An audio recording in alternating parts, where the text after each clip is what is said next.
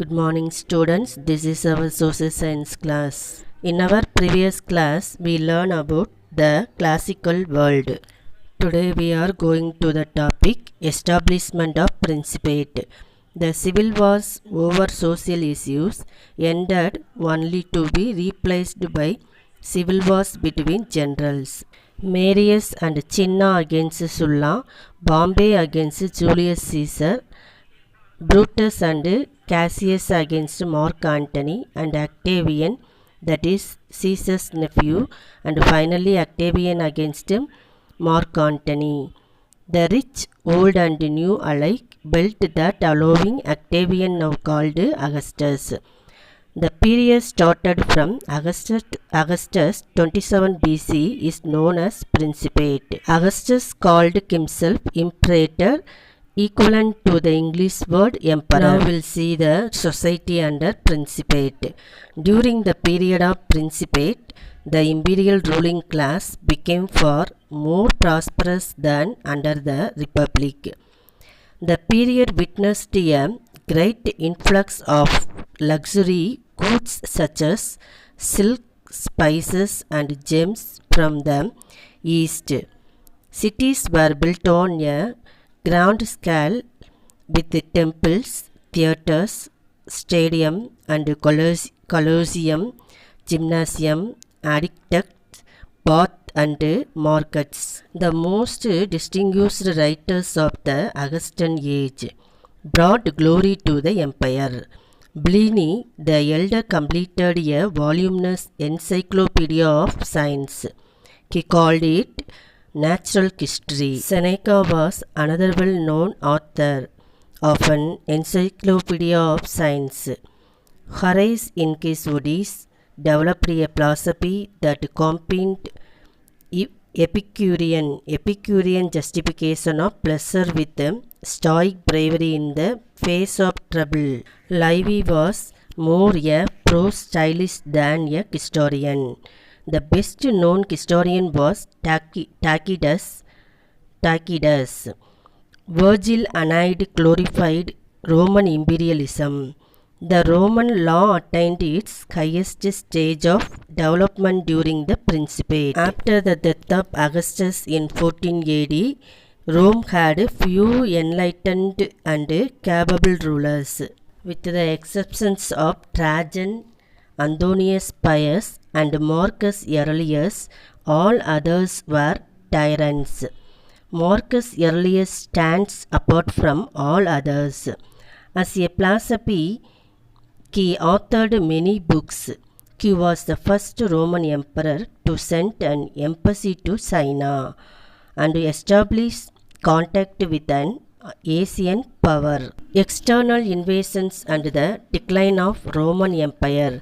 The empire, facing threats from barbarian incursions, depended on expensive mercenary armies. The final onslaught came from Vandals in 476 AD, discussed by the rule of Emperor Romulus Augustus. The Roman army led by Odovacar revolted and deposed him. This marked the end of Western Roman Empire. Now let us see the empire building in East Asia in China. We start with the fall of Qin dynasty. Wang Sheng, popularly known as Shi Huangdi, meaning the first emperor, entered the age of warring states in China. He crushed all local rulers and established a strong central government. However, uprising of the peasantry, unlike in other cultures, occurred again and again in China. Such uprisings led to the collapse of Qin dynasty, Han dynasty and expansion of Chinese territories. Han dynasty, founded by Liu Bang, flourished for 400 years. Their capital was Chang'an. The most popular and powerful ruler was Wu Di. His generals succeeded in driving away the guns in the north. Can Empire once again threw open the Silk Road for trade. A large export trade, mainly in silk, reached as far as the Roman Empire. The North artisans and herders of rival barbarian dynasties brought in new techniques like the methods of cornicing causes, use of saddle and stirrup, techniques of building bridges and mountain roads and seafaring. Such innovations made Can Empire prosperous. Buddhism came to China from India during the reign of Kan dynasty. From China, this spread to Korea and from there spread to Japan. Kan emperors found it extremely difficult to control the big landowners. So, after some decades of consolidation, China saw the emergence of several rival kingdoms marked by civil wars in North China. People abandoned their homes and farms and fled from there to the Yangtze region and beyond. The period after Kan ruled witnessed political instability across the country. Now let us see the important topic of rise of Christianity. After a brief period of glory in the days of David and Solomon, the Jewish people had a great fall and experienced extreme hardship. While spreading out all over the Roman Empire and elsewhere, they hoped that a Messiah would arrive to restore their pristine glory. Initially, they laid much hopes on Jesus. Jesus was against the rich and the hypocrites and condemned certain observance and ceremonials. This was not to the liking of the priest, who turned against Jesus and handed him over to the Roman governor Pontius Pilate. Looked upon as a political rebel by the Roman authorities, Jesus was tried and crucified. After Jesus' crucifixion, Saint Paul started spreading the Christian doctrine. Paul succeeded in his effort and Christianity gradually spread. Romans were prepared to tolerate Christianity, but the refusal of the Christians to pay respect to the emperor's image was viewed as political treason. It led to the persecution of Christians.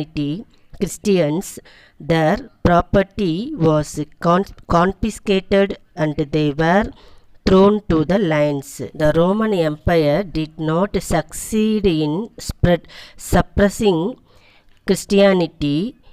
One of the Roman emperors, Constantine himself, became a Christian. Christianity thus became the official religion of the empire. Byzantium. The Byzantine emperors who ruled from the city of Constantinople for about 1000 years called themselves Romans, but their language was Greek. The splendor of Constantinople, with its luxurious royal palaces, its libraries, its scholars familiar with the writings of Greeks and Romans, and its fascinating Saint Sophia Cathedral are the legacies they have left behind. However, in terms of development of science and technology, there was no progress during this period.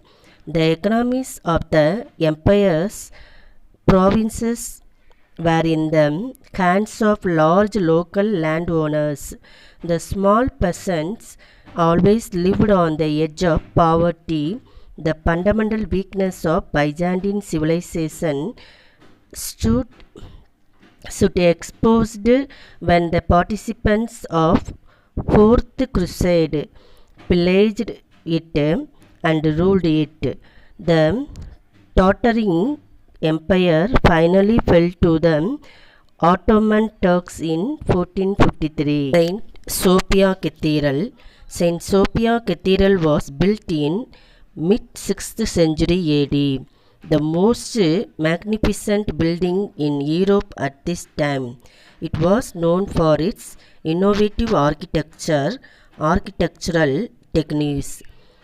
This cathedral was turned into a mosque by the Ottoman Turks when they captured Constantinople. We have seen Rome, Greece, China, and the spread of Christianity during classical age.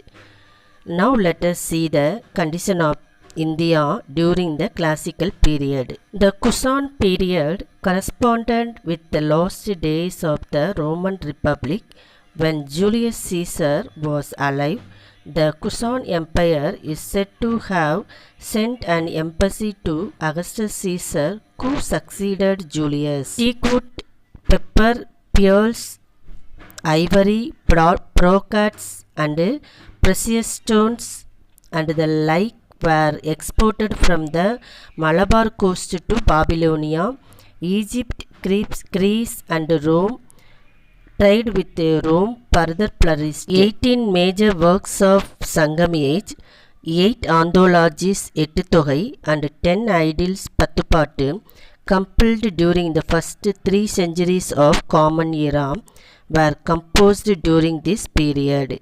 Sangam literature hailed as first secular literature of India. We have come to the end of the lesson. Before concluding, we will have a small recap of the lesson. We saw how the Greeks fought patriotically and repulsed the invasion of Persians. We also saw the way how the Athens rejected monarchy and oligarchy and opted for democracy. We learnt about the reign of Pericles. Athens was in a higher plane of civilization. By the late 6th century BC, Rome became prosperous and developed into a republic. This was also we discussed. We also learnt how the Romans carried on their civilization in the east with Constantinople as capital. This is called Byzantine civilization. We also understood how Christianity became a state religion of Byzantium and began to spread in Europe. Okay students, this lesson is over. I hope you have cleared with the lesson. So we will meet you in the next class. Thank you students. Have a nice day.